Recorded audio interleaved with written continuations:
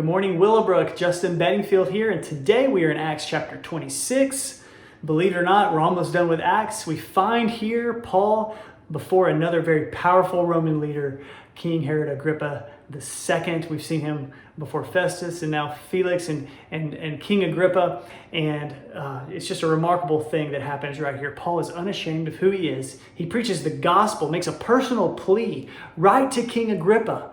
In the midst of all that's going on, while in chains, he is unashamed of who he is. And so the way he does that is he flatters him at the beginning, says, "I'm fortunate to be speaking to you, King Agrippa. Now let me tell you about what has happened in my life." And so he goes on to talk about how he persecuted Christians, he hunted them down, he was not a follower of Christ at all. And then on his way to Damascus, he talks about how before him Jesus appears and speaks to him and says, "Saul, Saul, why are you persecuting me? Why do you kick against the goats? In other words, you're hurting yourself here, Paul. Why are you persecuting me by persecuting my people?" And so then he goes on to just say what Jesus has said to him. "I am Jesus, whom you are persecuting. Now get up and stand on your feet. I have appeared to you to appoint you as a servant and as a witness of what you have seen of me and what I will show you." So there's this defining moment, like in any good story. Paul has to set up who he was, where he came from, and then he has this massive event that takes place in his life that's earth-shattering, this appearing of Christ to him becoming, not being able to see, becoming blind for a while, and then truly having sight once he regains that sight, having spiritual sight restored, but then also physical sight a little bit later. So it's really remarkable. He's recounting all of this before King Herod Agrippa. And so then he says, here's what happened after that. "I was not disobedient, King Agrippa, to what God had shown me. I received this command, I received this purpose, I received this mission, and now I was not disobedient to it. Now I'm going and preaching the gospel. I'm not ashamed of it. And this is who I was, this is what happened, and now this is what I'm doing. This is my story." And so we all have a story to tell. And I pray that you have that story this morning, that you have some way of life that is a former way of life in sin, driven by sin and led by sin, led by yourself. And then you had a moment where Jesus met you, where you came to the end of yourself and you said, "My sin is killing me. It is going to kill me. I need life. I need forgiveness of these sins." And Jesus came to do that. That's what we need to have, that realization. A massive event in our life called salvation, where we say to God, "I need you.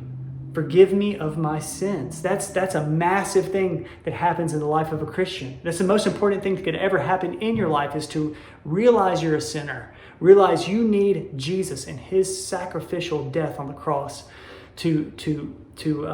as your substitute. He died the death that you deserve to die because of your sin. And now you can live the life you're meant to live because of the life that he now gives you. And so Paul he's preaching the gospel here. And it's really interesting, kind of at the end of this encounter with King Agrippa, Festus kind of pipes in and talks about how Paul is sounding like a madman who's out of his mind because of all of his learning. And Paul says, I'm not crazy. I'm not crazy. This is the truth. What I'm saying is true and reasonable. And so he goes on to even make an appeal personally to King Agrippa. He makes a personal appeal to him after sharing the gospel that Jesus died for sin. And that's what he's doing now. He's sharing that message. And King Agrippa says, it's really interesting. "Do you think in such a short time, Paul, you can convince me, you can persuade me to be a Christian?" And Paul says this, "Short time or long, I pray to God that not only you, but all who are listening to me today may become what I am except for these chains." So Paul was unashamed. He didn't care if you heard 5 seconds of his testimony or 5 hours of it. If God is working, if he's preaching the gospel and you hear some of it, you need to respond to it. So that's what he wanted from him. And it doesn't say that King Agrippa responded in that way. It almost as if he found it kind of entertaining. We should go and share our story. We should be bold about it. And we should not be ashamed of what God has done in our lives. And then we let God handle those results. And that anybody who's listening, whether they're great, like a king, or someone lowly, that they will all hear and know that Christ is King. I pray that you can do that today. Live in that boldness and confidence, just like Paul showed here. Despite being in chains, he was unashamed. Have a great day.